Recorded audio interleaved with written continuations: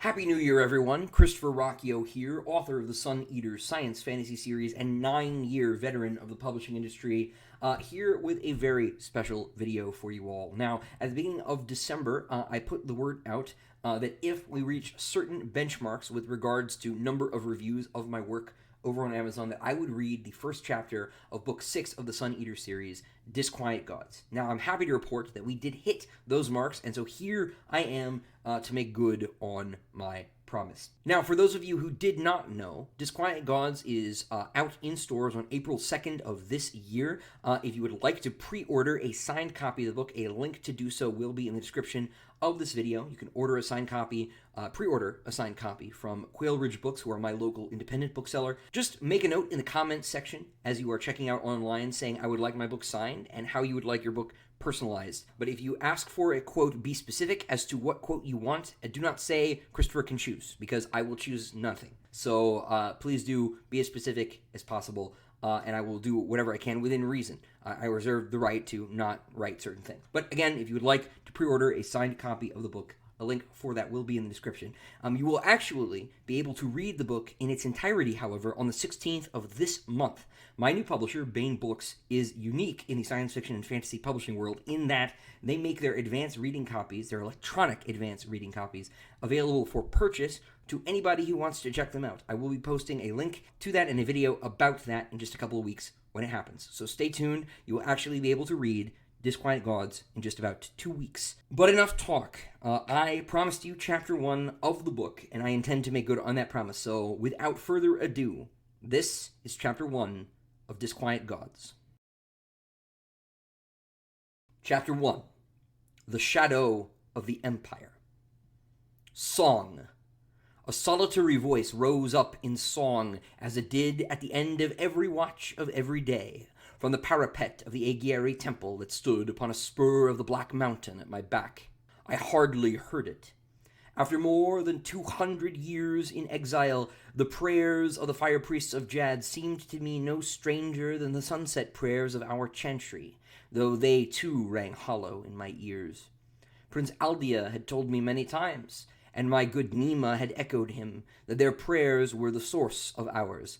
The worship of Atash, the holy fire, and of Ahura Mazda, the Lord of Wisdom, was older, far older, than the imperial cult of Earth.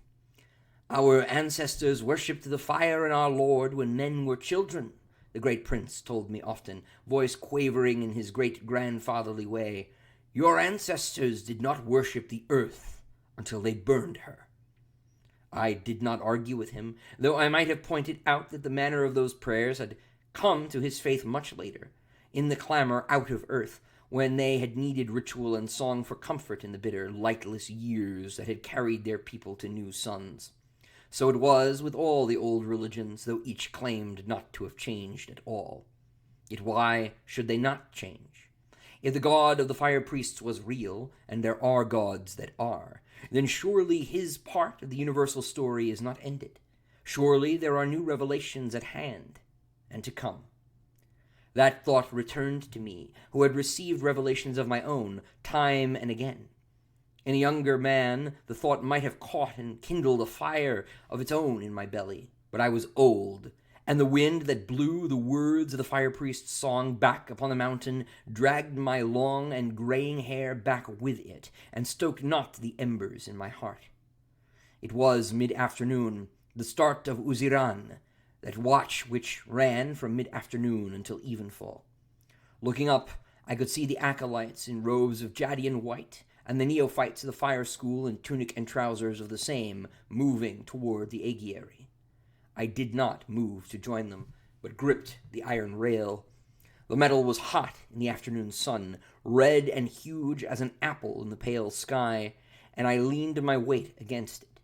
I had started just after lunch, having dismissed Demetra for the day, and left my villa upon the sward above the beach of mingled black and white sand.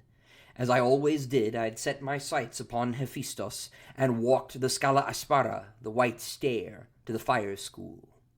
The fire school.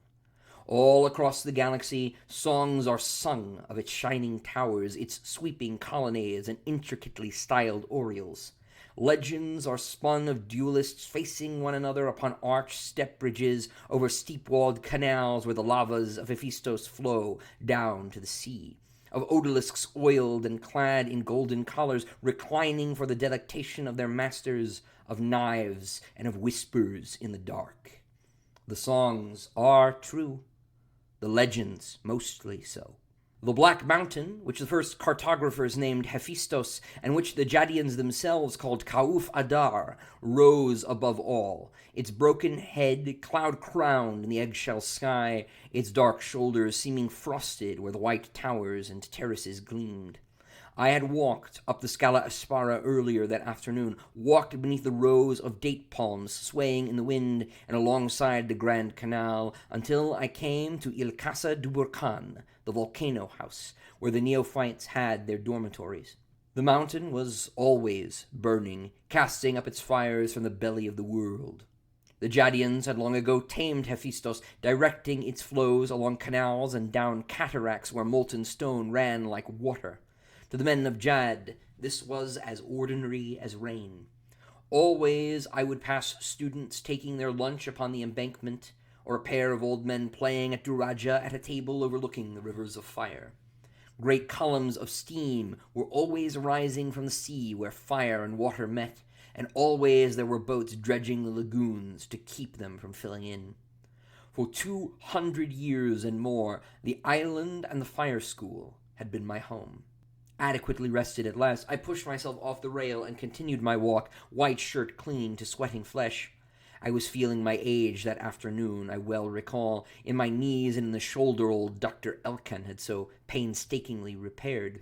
A pair of acolytes hurried past me, late for the watch's prayers. One smiled at me and said, "Bon pogevra, Domi." "Bon pogevra," I said in return, touching my forehead. "Good afternoon." As I hurried past, the other acolyte muttered to his companion in Jadian, "Y tranquilo al Nerobles?" "Si," the first said. Then they were gone. Al Nerobles, they called me, the Black Devil. I supposed I still looked the part. I still wore the high black boots of a military man and the black trousers. My shirt was of plain white cotton, loose-fitting, with laces at the neck in the fashion of Jadian country lords. My hair was still more black than gray, even at 616 standard years of age, and though the creases at the corners of my eyes and mouth would no longer smooth away, a peasant might have marked me for a man of perhaps 50 standard years. The Grey Devil might be more apt before long, I thought, almost muttering to myself as I began the walk back down.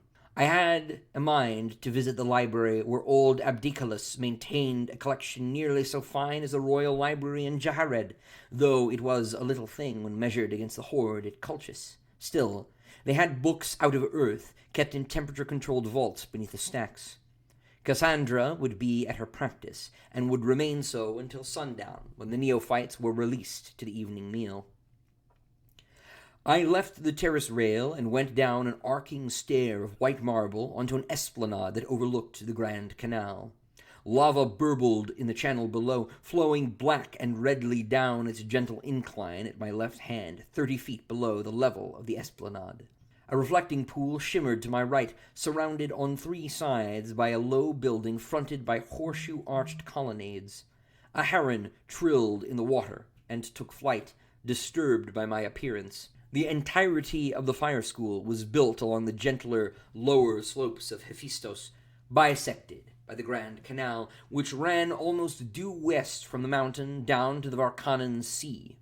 When I'd ascended that afternoon, I'd traveled up the southern side, climbing level by switchback level from Volcano House up nearly to the level of the Grand Agiary, the Atash Beram Jadi, which was highest up the mountain. Now I was descending along the northern face. There were 25 terraces on either side, each mirroring the other. The library stood opposite Volcano House on the lowest, each connected to the other by an arched bridge. The sound of training swords clacked from a quadrangle to my right, but the duelists were hidden from my sight. There was always a fight somewhere, or a student reciting scripture or his own verse.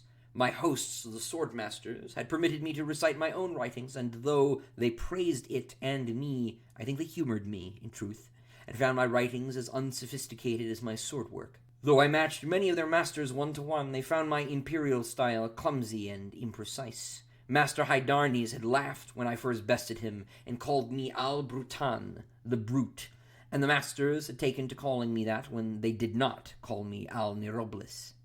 They rarely called me Hadrian. As I reached the second terrace from the library, a flock of gulls rose from a gabled rooftop, and it was a minute before I realized what had startled them. I felt the shuttle's repulsors before I heard them as a trembling in the air. Looking up, I saw the black shape sliding across the sky, its slim wings spread against the afternoon sun. That was strange in itself. For all its galactic reputation, the Fire School rarely received visitors. Its students were expected to make pilgrimage by sea and cross the Varkanen by ship from the capital in Jaharad.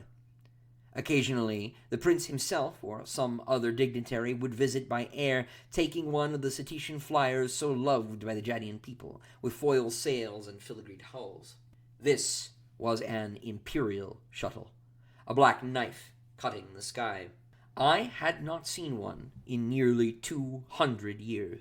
The Jadians were jealous of their holy planet, not permitting foreign ships to make anchor. That had made it the perfect place to keep me safe for all the long years. I had assaulted the emperor, had struck him clean across the face for all his court to see, and in so doing I had forfeited my life. Only the intervention of Lorien Aristides and Besander Lin had saved my life. Lorien and Besander and Prince Chaim, who was Olerin. I squeezed the regrown fingers of my right hand with the hollow-boned fingers of my left, ran a hand along the scarred left forearm to the inside of the elbow, remembering the needles. Once I had bought passage to Vorgossos with a vial of inhuman blood. I had bought a home on Jad with a vial of my own. My genome lay now in the treasure vaults of House du Otranto, high princes of Jad. In a generation, perhaps, certain of my genes would be introduced to that august line. I imagined violet eyes peering out from the porcelain masks of Jadian lords, or smiling through the chained veils of their ladies. They imagined something more. They had hoped to replicate my gifts. I knew that Aldia and Olerin both dreamed of Jadian princes with a power to peer across time, to collapse the waves of potential into a chosen now. Olerin and the Emperor both had seen me slay Atavisa in the bunker on Perfugium, watched me shatter the windows of the Cielsen ship with a thought. The Jadians had saved me from the Emperor and from myself, but they had not done so wholly out of charity. I watched the shuttle circle the fire school, following the coastline. For a moment, I thought it was not going to land at all, but it circled back, lower this time, and I fancied that the hairs on my arms stood on end, though the ship was by then too far off for me to sense its repulsors. Its wings folded gracefully back and up as it settled on the square outside Il Casa du Burkan, trees bending in the wind. An overwhelming urge to run kindled in me, and it took all my Scolias-trained composure not to act upon that urge, not to find Cassandra at her lessons and go. They would look for me, if they were looking for me, at the villa. Fear is a poison, I told myself, that ancient part of me which spoke in Gibson's voice still speaking after all the long centuries. I let my hands fall to my side and hurried down the slope to meet them. "Just one man, sir," said Nima, coming to stand beside me in the shadow of the villa's entry. He offered a prim frown. "From your manner, I thought we were expecting a battalion." "Never mind that, Nima," I said. "You have my coat." "Yes, sir." The servant held up the garment, and I slid my arms into it. I had to wave him off as he orbited me and attempted to do up my buttons. The coat was not quite the bridge coat of a Legion officer, though it hung past my knees. It was of Jadian make, black gabardine lined with silk of scarlet paisley, high-collared and silver-buttoned. In it I looked half a soldier again, and more than half a lord. "I wish they'd given us more time," Nima said. "No call ahead. Most irregular, lordship, most irregular." I placed a hand on the Jadian's shoulder and stepped past him, out the tiled arch of the entryway, and stood upon the top step of the short stair that opened on the crushed marble path that led back up the slope toward the fire school. The villa which Prince Aldia had set aside for my use when I arrived on Jad 2 centuries earlier, had been a geological testing station initially, established on the island long before the fire school itself was built. The geophysicists and planetologists who had tamed the mountain had lived in it long ago when mankind was new to the holy planet. It had been they who carved the cataracts and the Grand Canal and ensured the volcano would not erupt again. They had built their base right upon the seashore, and as I had asked the prince for a place on the water, it was perfect for me, though it was less grand than Medallo House on Nessus and less dear than the pod I shared on Thessa with Gibson and Valka. Valka. I could just make out the crouched bat shape of the shuttle on the landing yard beside Volcano House, but my eyes went to the man who had just reached the base of the stair and had turned to come towards us. A quartet of Jadians were scurrying after him, one a master by the white half-robe she wore on her left side. I could hear them shouting over the pleasant crash of the waves. The wind guttered, blowing the steams where the lava flow hit the lagoon across the path between us, so that for a moment the 5 of them advanced through fog. 1 black rook, 1 white knight, and pawns. "You are told to wait, Sayyido," cried the Maescalos, chasing after the man in black. "Master Sassan was to send for Lord Marlowe." The imperial emissary shouted back over his shoulder, "No need. It seems he knew to expect me." There was something familiar in his voice, though I was sure I had never heard it before. Perhaps it was only the accents of the Imperium, so different from the lilting music of Jad. "He's right," Nima sniffed from just behind me. "I say again, master, most irregular." "Hush, Nima." The servant went quiet.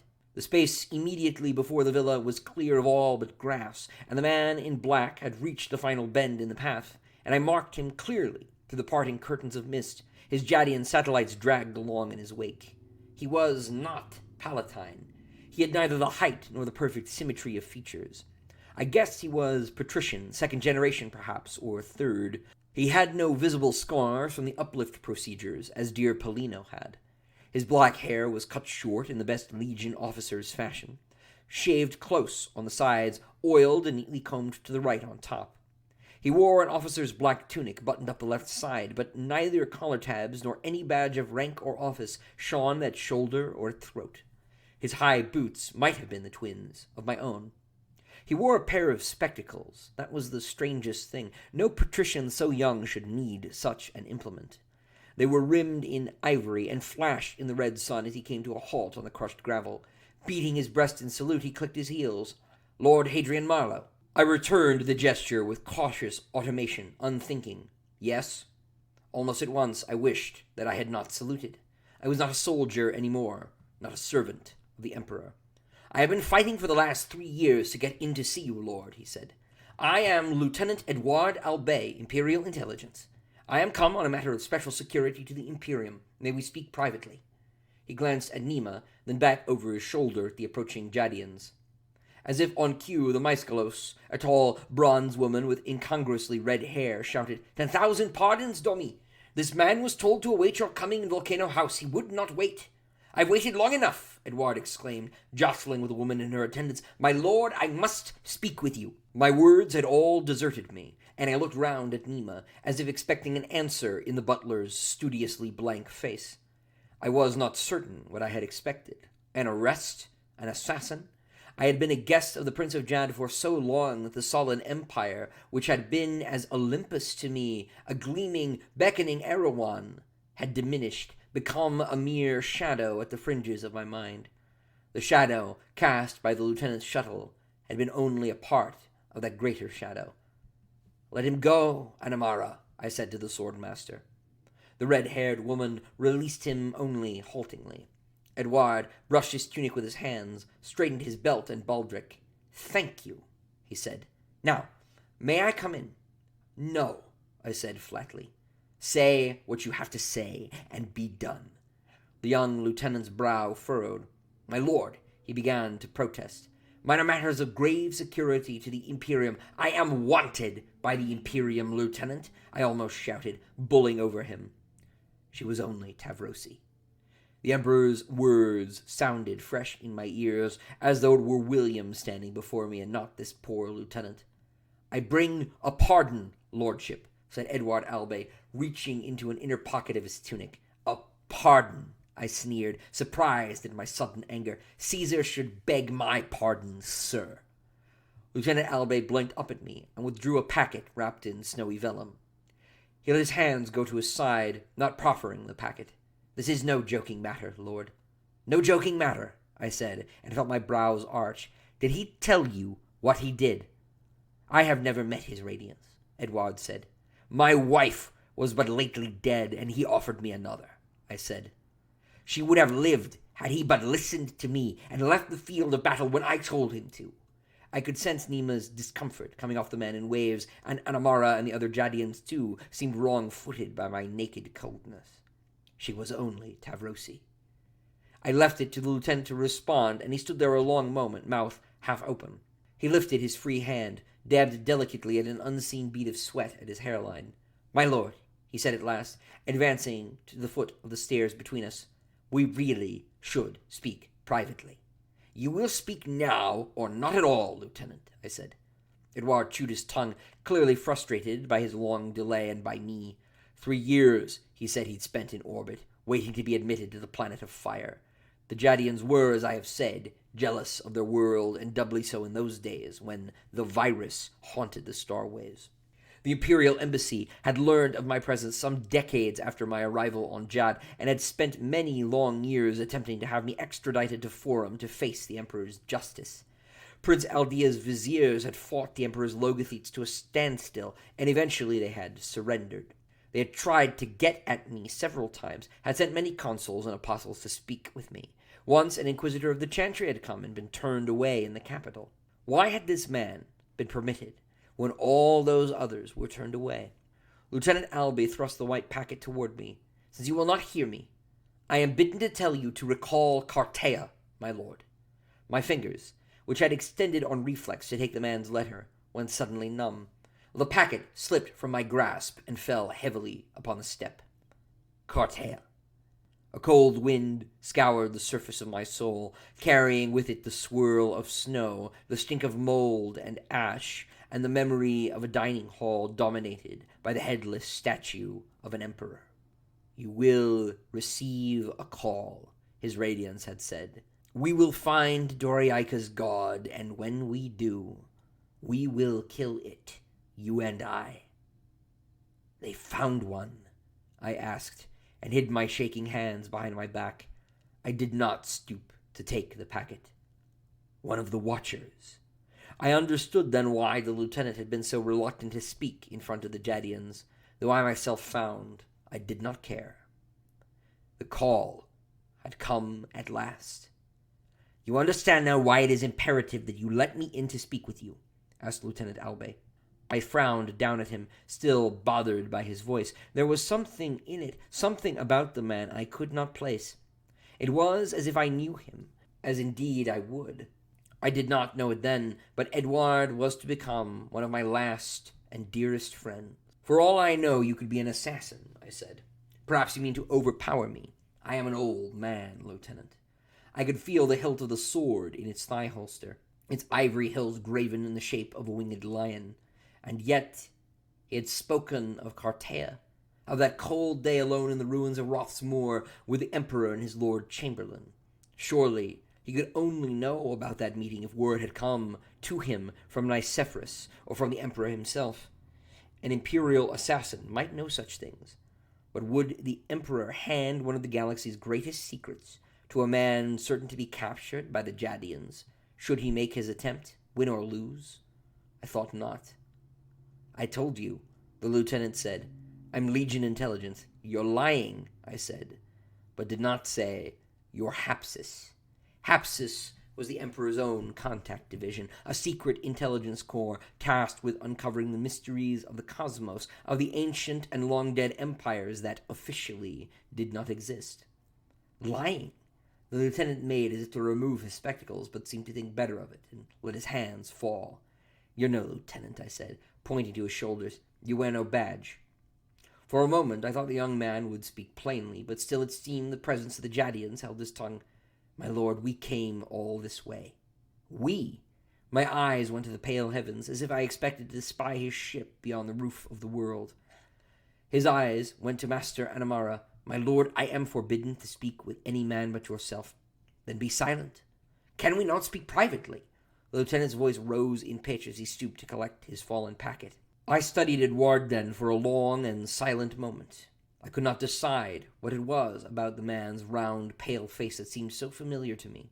His haircut recalled that of Bissander Lynn, but they were both military men. It was something else, something more singular. The spectacles? Bastien Durand had worn spectacles, but Durand had been as dark as this man was pale. "You will receive a call." The Emperor's words echoed from the faded recesses of my mind, half forgotten until that sunny afternoon. Cloudier shapes moved in recesses deeper still, wings like the wings of bats, eyes like glittering jewels, countless hands of jointed bone. On the mountain, the quiet had shown them to me, the watchers, the monumentals, those vile gods of night. "Do what must be done." "No," I said. I was too old. Once I had dreamed of sailing the farther suns, of visiting far-off worlds, of speaking with strange peoples and seeing strange sights. I had dreamed of seeing the quiet ruins at Athenvar, of the towers of the Menhir Dur. But I had dreamed of seeing them with Valka, and Valka was dead. My dream had died with her. In its place, there was only a black window, a square of night opening on nothing. Between the emotion and the response falls the shadow. Life is very long. Wait! A hand seized me by the wrist, and whirling, I found the lieutenant clinging to my arm. Edouard realized his mistake an instant too late. I raised my free hand and struck the young officer sharply across the face. For a moment, neither of us moved. Nothing moved, unless it was the guttering mists off the lagoon. Anamara took a step forward, but I stopped her with a glare. Edouard slowly raised his head to look at me.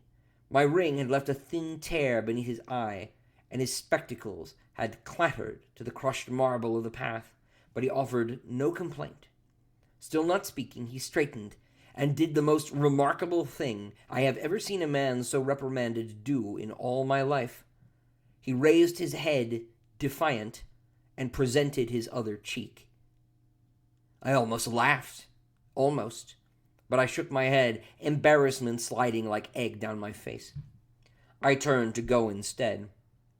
Before I had gone 2 paces, he raised his voice, his strangely familiar voice, and said, "My lord, your father is dead." I froze, fearing in that moment that if I moved, I would fall. The galaxy had lost its center, it seemed, and I had lost mine. Too old, indeed. My father is dead. The words echoed in my skull, my own thought mingling with Edouard's. Your father is dead. My father is dead. Lord Alistair was dead. I had not seen my father since I was a boy, and yet as shadows grow larger as the sun vanishes from the sky, so his absence from my life had made him grow in memory to a vague and slouching titan, his hulking silhouette cast like a pall across my childhood. Some part of me had, perhaps, been anchored to that childhood by the certain knowledge that he was still out there, ruling from the black castle of my home, his life extended by so many long voyages off-world, just as the Emperor had extended his own life sailing round his provinces. Your father is dead. All these years, I had expected to feel nothing. I had not seen the man in centuries, and he had never loved me. But I threw a hand to catch myself upon the delicately tiled arch and turned to look back at the apostle. The hulking shadow was gone, and in its place night had fallen. I had felt myself an old man before Edouard had spoken. But in that moment, I felt truly aged. I was an orphan at last, and so, in a sense, I was finally a man. How long? The voice that asked the question sounded like my own. More than a century ago, Lieutenant Albé said, once more proffering his packet. There's a holograph from your lord brother in here, along with the Emperor's pardon and the papers I was instructed to deliver. Lord Crispin gave it to me when I left Delos for the Academy. He hoped I might find you. Now I have."